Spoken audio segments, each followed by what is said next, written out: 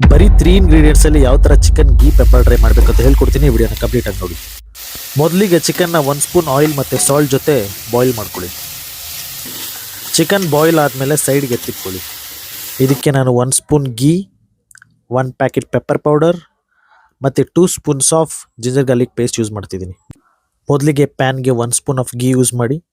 ಅದಾದ ನಂತರ 1 full packet of pepper powder, ಅದಾದಮೇಲೆ 2 spoons of ginger garlic paste. ನೀವು ಯಾವುದಾದ್ರೂ ಜಿಂಜರ್ ಗಾರ್ಲಿಕ್ ಪೇಸ್ಟ್ ಯೂಸ್ ಮಾಡ್ಬೋದು. ಇದಾದ ನಂತರ ಬಾಯ್ಲ್ ಮಾಡಿರೋ ಚಿಕನ್ನ ಇದಕ್ಕೆ ಆ್ಯಡ್ ಮಾಡಿ 5 ಮಿನಿಟ್ಸ್ ರೋಸ್ಟ್ ಮಾಡ್ಕೊಳ್ಳಿ. ಈ ಚಿಕನ್ 5 ಮಿನಿಟ್ಸ್ ರೋಸ್ಟ್ ಆದ ನಂತರ ಒಂದು ಸ್ವಲ್ಪ ನೀರು ಹಾಕಿ ಇದನ್ನ ಡ್ರೈ ಆಗೋವರೆಗೂ ಇನ್ನೊಂದು ಸಲ ರೋಸ್ಟ್ ಮಾಡ್ಕೊಳ್ಳಿ.